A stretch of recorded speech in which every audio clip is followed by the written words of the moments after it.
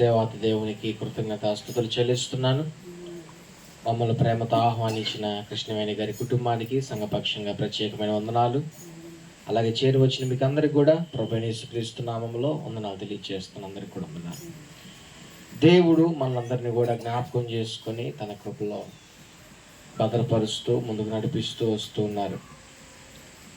ఆలకించండి. ఒక క్రైస్తవ కుటుంబం దీవించబట్టుకే దేవుని సహాయం, దేవుని సన్నిధి వారికి ఖచ్చితంగా అవసరం. దేవుని సహాయం లేకపోతే, దేవుడు వారితో పాటు ఉండకపోతే ఆ కుటుంబం దీవించబడటం కష్టం. ఆ కుటుంబంలో సమాధానం కలగడం కష్టం. ఆ కుటుంబంలో సంతోషం ఉండడం కష్టం. ఒక దైవ సేవకుడు ఈ విధంగా మాట్లాడుతూ ఉన్నాడు. ఏమనంటే, దేవునికంట 2 సింహాసనాలు ఉన్నాయంట. దేవునికి 2 సింహాసనాలు. ఒకటి అత్యున్నతమైన పరలోకంలో, రెండవది వినయపూర్వకమైన హృదయంలో అన్నాడు ఆయన. అంటే దేవునికి 2 సింహాసనాలు ఉన్నాయి. ఒకటి పరలోకంలో ఉంది, రెండవది మనుషుల హృదయంలో ఆయనకి సింహాసనం ఉంది. అయితే దైవ సేవకుడు చెప్పిన మాటలను మనం ఆధారం చేసుకుని బైబిల్లో మనం చూస్తే కీర్తన 103:19 ఈ మాటలు ఉన్నాయి. యెహోవా ఆకాశము తన సింహాసనమును స్థిరపరిచి ఉన్నాడు, ఆయన అన్నిటి మీద రాజ్య పరిపాలన చేయుచున్నాడు అని. అంటే ఒక మాటను బట్టి మనకేమర్థం అవుతుంది? ఆయన ఆకాశమందు సింహాసనాసీనుడై ఉన్నాడు. అంటే పరలోకములో సింహాసనాసీనుడై ఉన్నాడు. ఆయన అక్కడి నుండి పరిపాలన చేస్తున్నాడని వాక్యం చదివాం. యెషయా గ్రంథం 57వ అధ్యాయము 15వ వచనంలో, నేను మహోన్నతమైన పరిశుద్ధ స్థలములో నివసించువాడను, అయినను వినయము గల వారి ప్రాణమును ఉజ్జీవింపజేయుటకును, నలిగిన వారి ప్రాణమును ఉజ్జీవింపజేయుటకును, వినయము గల వారి యొద్ద, దీన మనస్సు గల వారి యొద్ద నివసించుచున్నాను అని అక్కడ మాటలు ఉన్నాయి. అంటే ఈ 2 వచనముల ద్వారా మనకేమర్థం అవుతుందంటే, పరలోక రాజ్యములో దేవునికి సింహాసనం ఉందని, రెండవదిగా మనుషుల హృదయంలో కూడా ఆయనకి సింహాసనం అనేది ఉందని మనకు అర్థమవుతా ఉంది. జాగ్రత్తగా ఆలకించండి. అయితే ఇప్పుడు మనం దేవుని వాక్యం జాగ్రత్తగా వింటే మనకు అర్థమవుతుంది. పరలోకంలో ఉన్న దేవుని సింహాసనం దగ్గర పరిస్థితులు ఎలాగున్నాయి, మనిషి హృదయంలో ఉన్న సింహాసనాసీనుడైన దేవునికి ఎలాంటి పరిస్థితులు చోటు చేసుకుంటున్నాయో మనం చూద్దాం. ప్రకటన గ్రంథంలో మనం చూస్తే 4వ అధ్యాయం 22వ వచనం 11వ వచనం వరకు మనం చూడగలిగితే, అక్కడ మీరు చదవనక్కర్లేదు కానీ ఆ అధ్యాయంలో ఏమని రాయబడుతుందంటే, 4 జీవులు ఆరాధిస్తున్నాయంట దేవుణ్ణి. 6 రెక్కలు కలిగి, 2 రెక్కలు ఎగురుతూ, 2 రెక్కలు కాళ్ళను తలను ఆ భాగాలని కప్పుకుంటూ పరిశుద్ధుడు పరిశుద్ధుడు అని ఆరాధిస్తున్నట్లుగా మనకు అక్కడ లేఖనాలు తెలియబడతాయి. అలాగే 24 మంది పెద్దలు ఆ దేవుని సింహాసనం ఉన్న చోట ఆ ప్రక్కగా వారు కూర్చున్న సింహాసనాలు ఉంటాయి. అయితే ఆ 24 మంది పెద్దలు ఏం చేస్తున్నారంటే సాగిలపడి దేవుణ్ణి ఆరాధిస్తున్నట్లుగా తెలుస్తుంది. అంటే మీరు బాగా ఆలకించండి.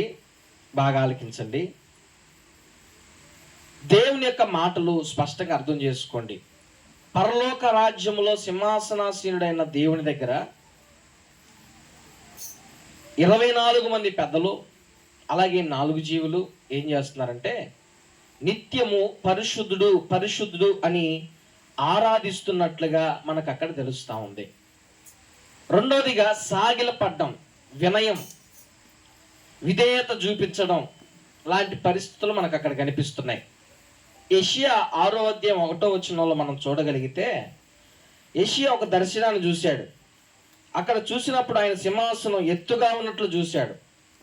ఈ దర్శనం అతని హృదయాన్ని పరిశుద్ధత వైపు మార్చినట్టు, తన పాపాన్ని గుర్తు చేసినట్లు తెలియజేస్తుంది. అక్కడున్న మాటలు 6వ అధ్యాయం 3వ వచనంలో, వారు సైన్యములకు అధిపతియగు యెహోవా పరిశుద్ధుడు పరిశుద్ధుడు అని, సర్వలోకము ఆయన మహిమతో నిండి ఉన్నది అని గొప్ప స్వరముతో గాన ప్రతిగానములు చేయబడుచుండిరి అని మనకు అక్కడ తెలుస్తూ ఉంది.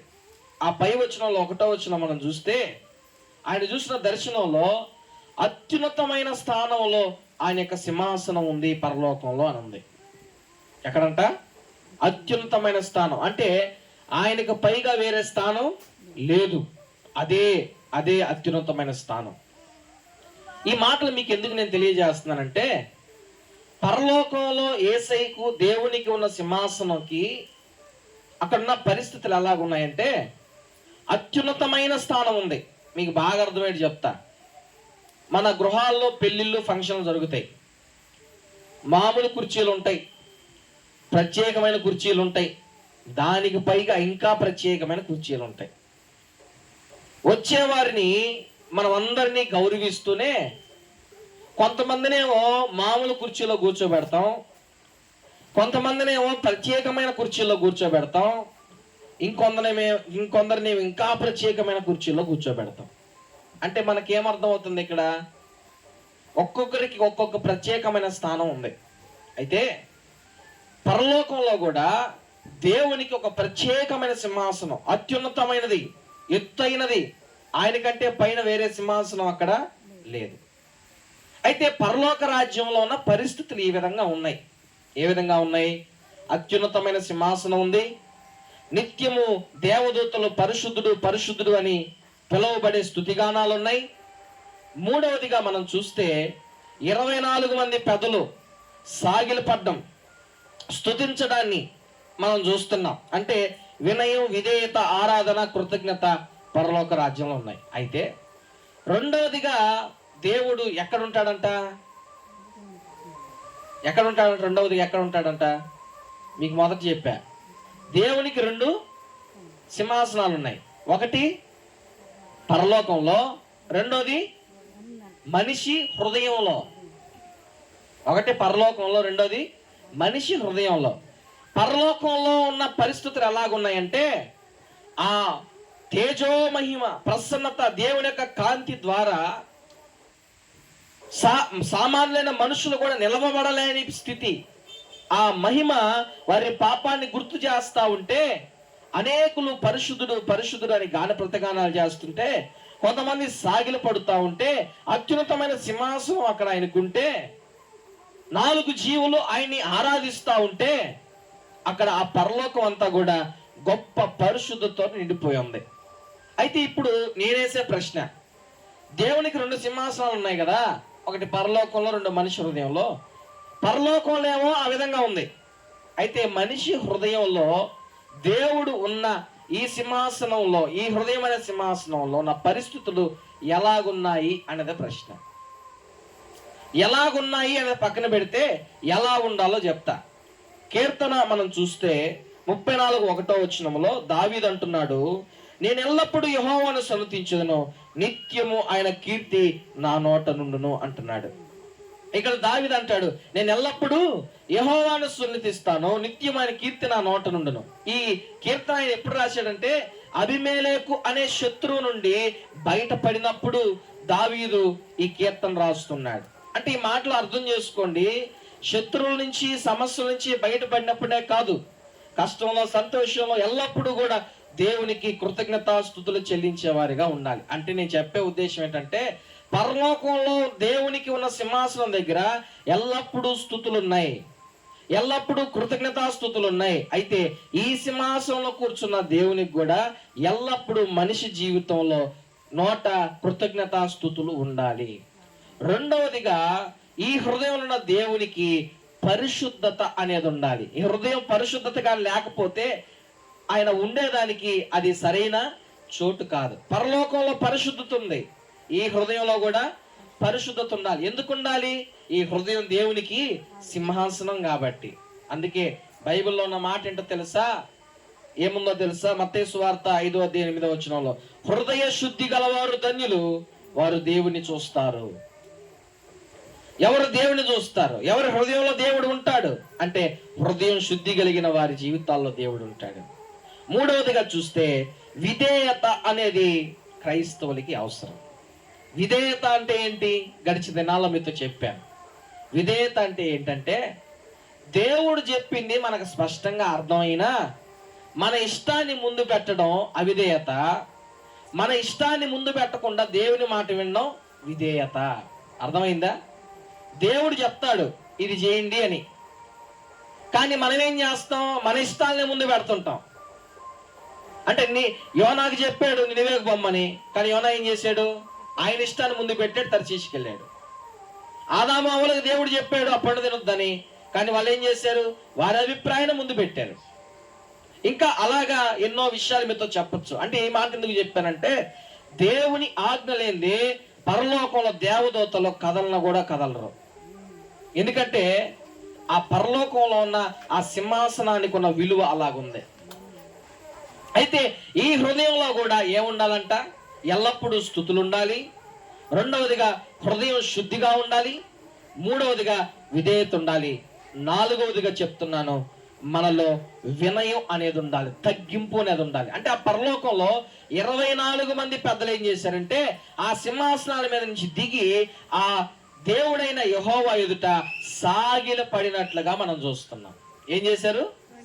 సాగిల పడ్డారు. సాగిల పడినప్పుడు ఆ పరిశుద్ధ పరలోకంలో యెషయా ఆ దర్శనాన్ని చూస్తా ఉంటే ఆ స్థలంలో నిలవబడలేకపోయాడు. తన పాపం తనకి ఆ పరిశుద్ధమైన స్థలం తెలియజేస్తా ఉంది. ఈ రాత్రి మీతో నేను తెలియజేస్తున్న మాటలు ఏంటంటే, దేవునికి 2 సింహాసనాలు ఉన్నాయని దైవ సేవకులు చెప్తా ఉన్నారు. బైబిల్ కూడా అదే చెప్తా ఉంది. పరలోకంలోను అలాగే మనిషి హృదయంలోను. పరలోకంలో ఏమో ఎల్లప్పుడూ స్తుతి ఉంది, వినయం ఉంది, విధేయత ఉంది, పరిశుద్ధత ఉంది. అయితే ఈ హృదయం అనే సింహాసనములో దేవునికి ఎల్లప్పుడూ స్తుతి ఉందా అనేది ప్రశ్న. రెండవదిగా హృదయం శుద్ధిగా ఉందా అన్నది ప్రశ్న. మూడవదిగా వినయం ఉందా అన్నది ప్రశ్న. నాలుగవదిగా విధేయత ఉందా అన్నది ప్రశ్న. ఎందుకంటే ఆ పరలోకంలో ఆయన సింహాసనాసీనుడుగా నిత్యం నిలిచేదానికి ఇవన్నీ కూడా పరలోకంలో ఉన్నాయి. అయితే నీ హృదయంలో దేవుడు నిలవబడేదానికి ఇలాంటి పరిస్థితులు చోటు చేసుకుంటున్నాయా అని మీరు ప్రశ్న వేసుకోవాలి. చాలా మంది హృదయాల్లో దేవుడు ఉండట్లేదు. ఎందుకంటే వారిలో వినయం లేక, విధేయత లేక, పరిశుద్ధత లేక, స్తుతి లేక దేవుడు ఆ హృదయమైన సింహాసనం నుంచి బయటికి వెళ్ళిపోతున్నాడు. కొందరి హృదయాల్లో మాత్రమే దేవుడు ఉంటున్నాడు. ఎవరి హృదయాల్లో అంటే దావీదును గురించి దేవుడు మాట అంటాడు. అపోస్తల కార్యాల్లో మీరు చూడగలిగితే 13:22 నేనే చదువుతున్నాను. ఆయన యెషయా కుమారుడైన దావీదును కనుగొన్నాను, అతడు నా హృదయానుసారుడైన మనుష్యుడు, అతడు నా ఉద్దేశములను నెరవేర్చునని చెప్పి అతని గురించి సాక్ష్యం ఇచ్చను. దావీదును గురించి ప్రభు అంటున్నాడంటే ఇతడు నా హృదయానుసారుడు అంటాడు. అబ్రహామును గురించి దేవుడు ఏమంటాడంటే యాకోబు పత్రిక 2:23 ఆయన అంటాడు, ఇతడు నా స్నేహితుడు, ఇతడు నా స్నేహితుడు అని పిలుస్తా ఉన్నాడు. ఎఫెసీ 3:16 మీ హృదయంలో విశ్వాసం ద్వారా నివసించినట్లుగా ఇదిగో నేను ప్రభు యొక్క పరిస్థితుల్లో ముందుకు వెళ్తున్నాను. ఆలోచించేయండి దేవుని మాటలు వింటూ ఉండగా.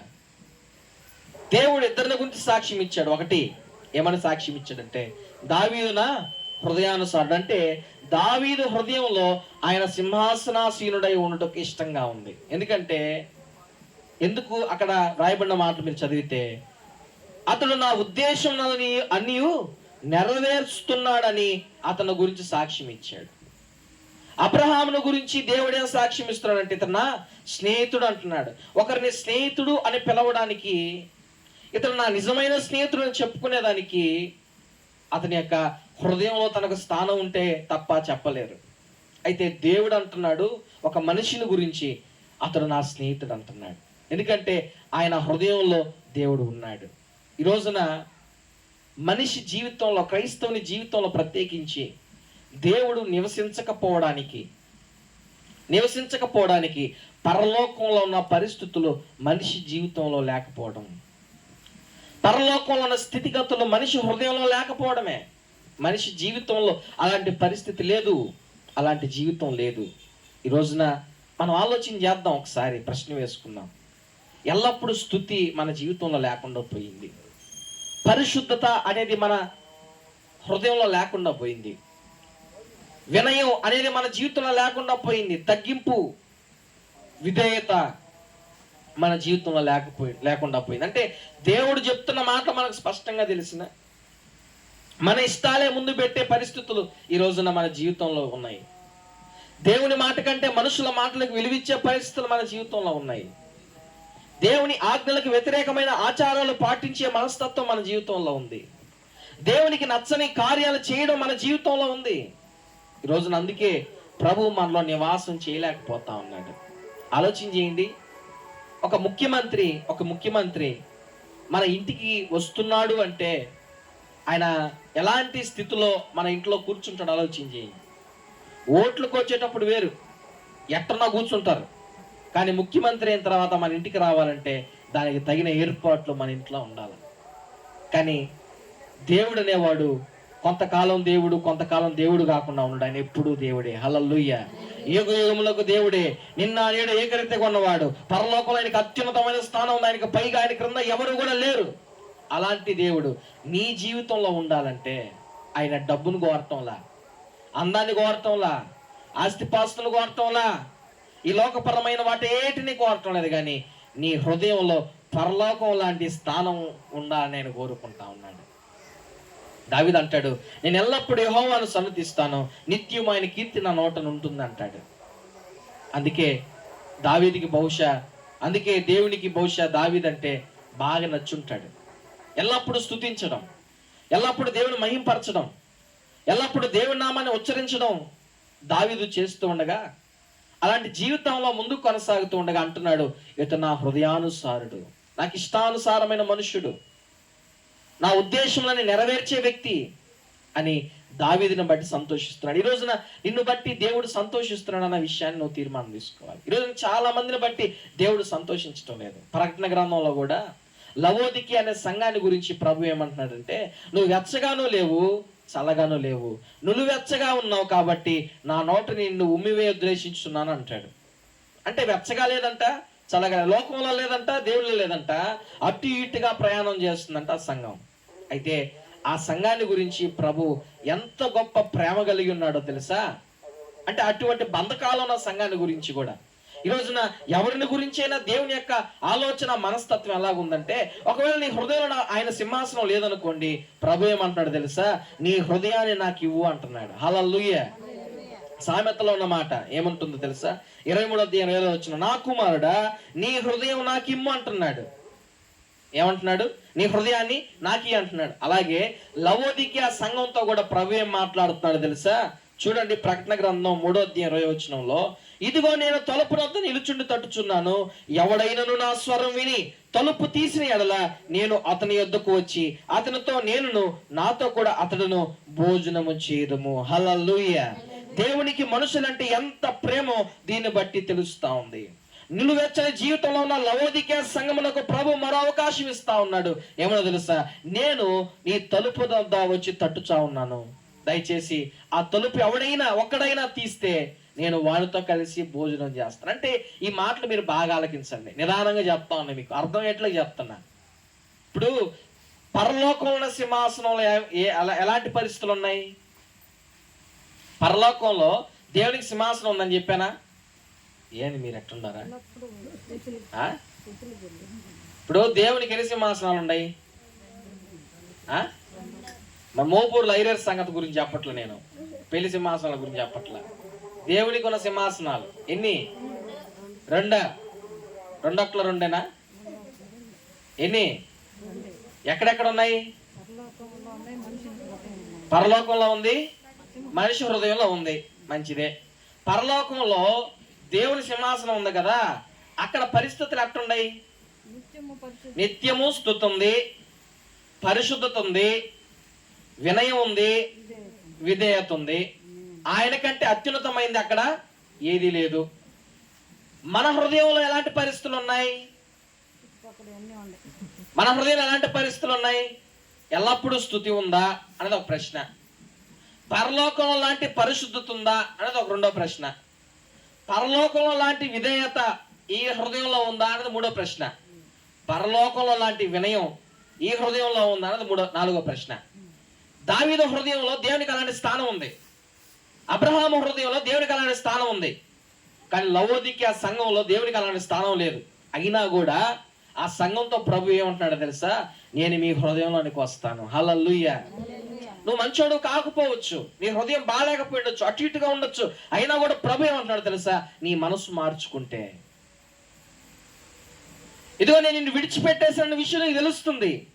అయితే ఇక్కడైనా నువ్వు అర్థం చేసుకొని నీ మనసు మార్చుకొని, ఇదిగో నీ ఇంటి తలుపు దగ్గర నేను తడతా ఉన్నా, నువ్వు ఆ తలుపును తెరిస్తే, అంటే నీ హృదయమైన తలుపులు తెరిస్తే, నాకు మాత్రమే నీ హృదయంలో చోటు ఉంటే, నాకు మాత్రమే నీ హృదయంలో అత్యున్నతమైన స్థానం ఉంటే, నేను నీతో వచ్చి కలిసి సంతోషించాలని ఆశపోతున్నానని దేవుడు మాట్లాడుతున్నాడు.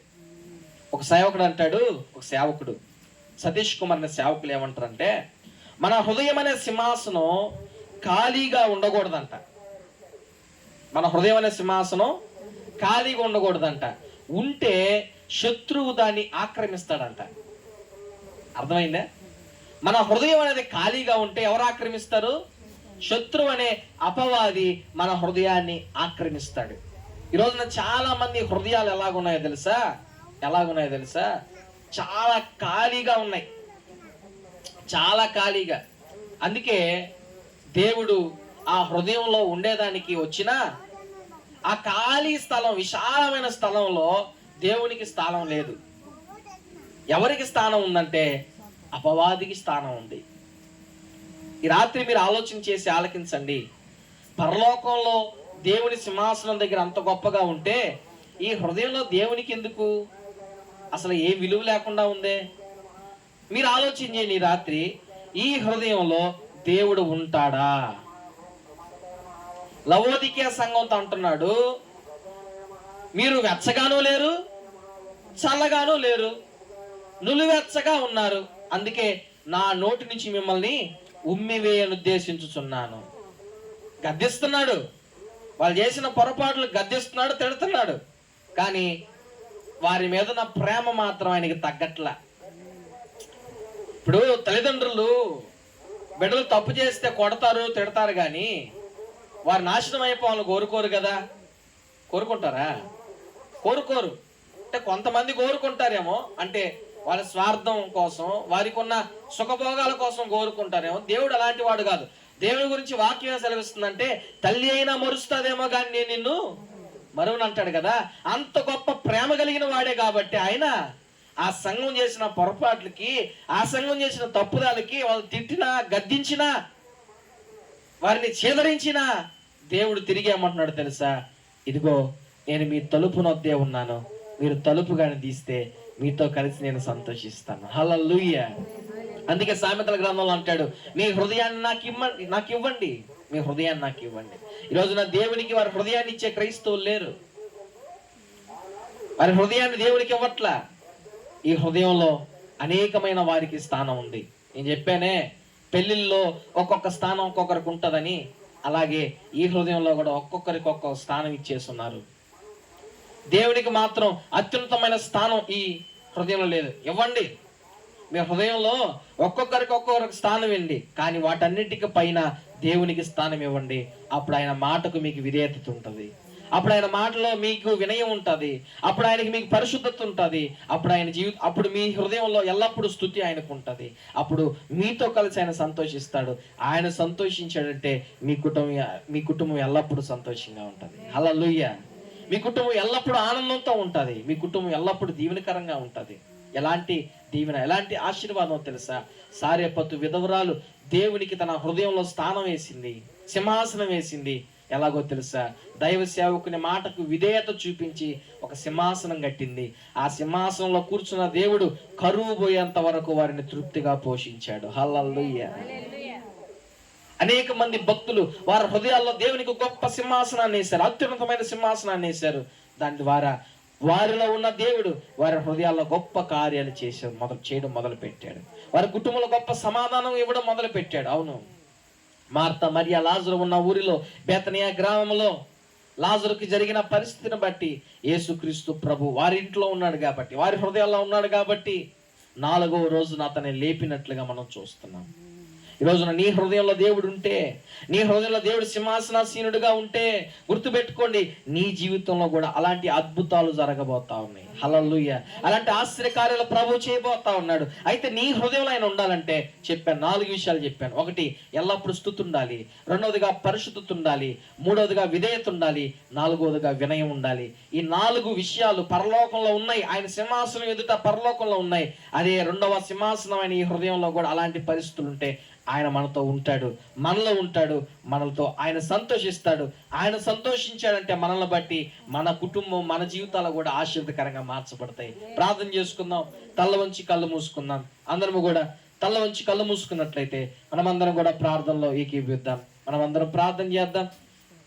దేవుడు మనతో మాట్లాడిన మాటలను బట్టి ఒకసారి తీర్మానం తీసుకుందాం. ప్రభు మనతో మాట్లాడిన మాటలు ఒకసారి ఒక తీర్మానం తీసుకున్న వారముగా మనమందరము కూడా హృదయపూర్వకంగా ప్రభువుతో మనము కొనసాగుదాం. ఈ రాత్రి ప్రార్థనలో మనం ఉంటూ ఉండగా ఒక తీర్మానం తీసుకున్న క్రైస్తవులమైతే మనమందరము కూడా ప్రార్థనలు ఏకీవించి ఒక తీర్మానం తీసుకుందాం. ఎవరికి వారు ప్రార్థనలో మౌనంగా ప్రభువును మనమందరము కూడా విజ్ఞాపన చేద్దాం. మనమందరం కూడా